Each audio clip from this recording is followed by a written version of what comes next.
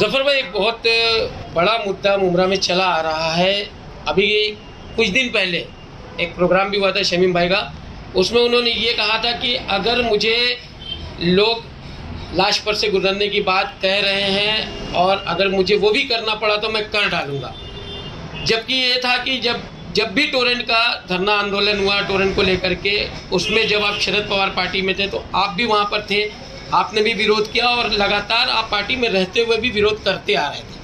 तो अभी टोरेंट को लेकर के क्या कहेंगे, क्योंकि वादा ये किया जा रहा है कि अभी आने वाले वक्त में मुमरा से टोरेंट हटा दी जाएगी। देखिए, सबसे पहली बात तो मैं ये बता दूं, जहाँ तक शमीम खान साहब का सवाल है, शमीम खान साहब को भी गुमराह किया गया।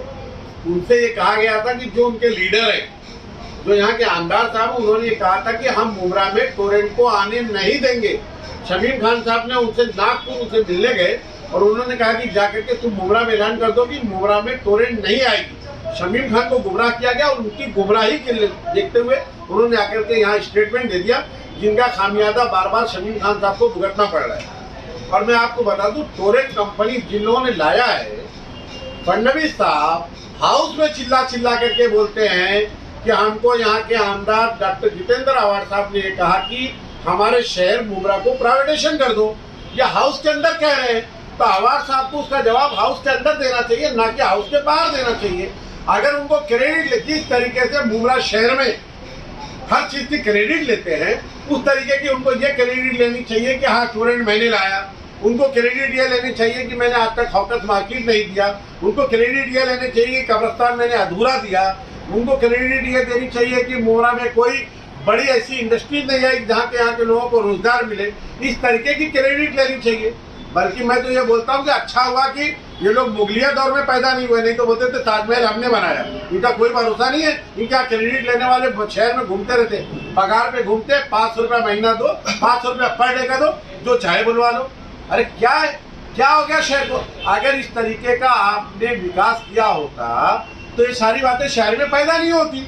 आज हर आदमी, हर तीसरा आदमी आपसे सवाल करने पूछ रहा है, बच्चा पूछ रहा है। तो आपने शहर को एजुकेशन से महरूम किया, ताकि देखिए कोई भी लीडर, ज्यादातर लीडर जो अच्छे लीडर होते हैं, अच्छे ज़हनियत के लीडर होते हैं, अच्छी सोच रखते हैं, वो सोचते हैं कि जिस एरिया से मैं जीत करके आता हूँ वहाँ एजुकेशन दूँ। और जो लोग ये सोचते हैं कि मैं अगर इनको एजुकेशन दे दूंगा तो कल ये मुझसे सवाल करेंगे। सवाल करने वालों से नेता बहुत घबराते हैं। उसमें एक मिसाल मैं हूँ। मैं हमेशा पार्टी में रहकर टोरेंट का विरोध किया। मैंने इनके सारे जो गलत काम होते थे, लोगों में झूठा FIR होता था, मैं उसका विरोध करता था। तो मेरा आज ये हाल है, मैं यहाँ आया हूँ। उसकी वजह यह है, तो क्रेडिट जब लेते हैं आप, हर चीज़ की क्रेडिट शहर में लेते हैं, तो इस चीज़ की भी क्रेडिट लीजिए जो शहर के काम के, शहर में अधूरे काम है, इसकी क्रेडिट लेनी चाहिए।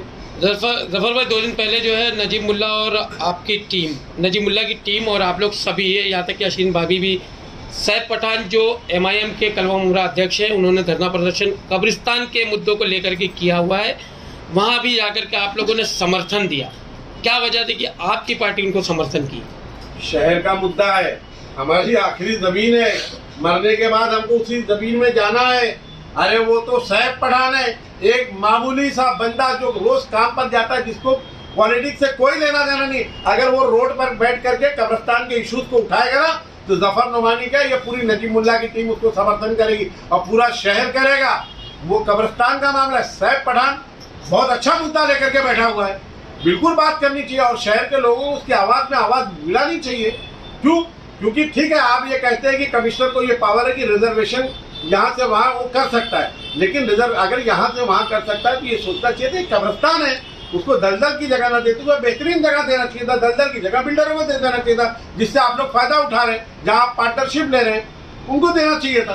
तुमने कब्रिस्तान ऐसी जगह उठा करके दे दी। सैफ पठान को हम समर्थन करते। सैफ पठान का मैं इनको चैलेंज करता हूँ, इनकी माँ ने अगर दूध पिलाया तो सैफ पठान के स्टेज पर जाए। सैफ पठान ने तिरंगा रैली को लेकर के उन्होंने एक मीटिंग लगाया था, उन्होंने नॉन पॉलिटिकल लगाया था आफरीन हॉल में। जफर नुमानी उसका समर्थन में गया था। इनकी पार्टी का एक आदमी उस तिरंगा रैली में नहीं गया। क्यों? वजह क्या थी मालूम है? क्योंकि उसकी क़यादत इम्तियाज जलील साहब करते। मुसलमान है, डरते हो क्या? मुसलमान तो वोट तो लेने के लिए बड़ी बड़ी बातें करते हो। तिरंगा रैली इम्तियाज जलील लेके निकलता है तो उसके समर्थन में नहीं उतरते।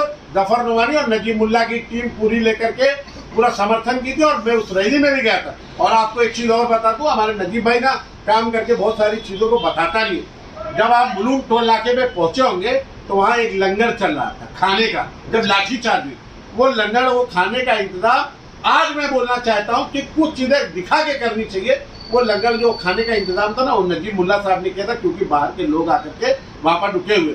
तो हमारा ये है, हम चाहे हिंदू भाइयों चाहे मुसलमान भाइयों, अगर वो देश की हित में, शहर की हित में, अपने समाज की हित में, जिससे दो समाज जुड़ता है, उसके लिए अगर कोई काम करता है तो जफर नवानी, अश्रीन मैडम, नेहा नाइक और पूरी नजीमुल्लाह की टीम उसके साथ हमेशा तन मन धन और पूरी ताकत के साथ खड़ी रहेगी। आज मुमरा में लाइब्रेरी की ओपनिंग थी, 15 साल से लाइब्रेरी को जद्दोजहद हो रही थी, आज ओपनिंग थी, उसको कैंसिल किया गया और रतन टाटा जी का जो देहांत हुआ उसकी वजह से क्या? देखिए, रतन टाटा जी के बारे में मुझे बहुत ही उनसे हमदर्दी है और मुझे ऐसा लगता है कि हिंदुस्तान का बहुत बड़ा नुकसान हुआ है, क्योंकि इतना बड़ा डोनेटर पूरे हिंदुस्तान में कोई नहीं था और उसने जात पात नहीं देखा। ये बड़ी बात है, मुझे दुख है इस बात का, लेकिन क्या है, मालिक की चीज़ है, मरना सबको है, एक दिन दुनिया छोड़ के जाना है, तो उनका वक्त पूरा हो गया, वो चलेगा। लेकिन मैं आपको एक चीज़ और बता दूं कि वो लाइब्रेरी की मांग, मुमरा शहर में आरटीआई वाले बहुत घूम रहे हैं, उनको जाके पूछो उस लाइब्रेरी की 2017, 18, 19, 20, 21, 22 जफर नोमानी के लेटर हैं।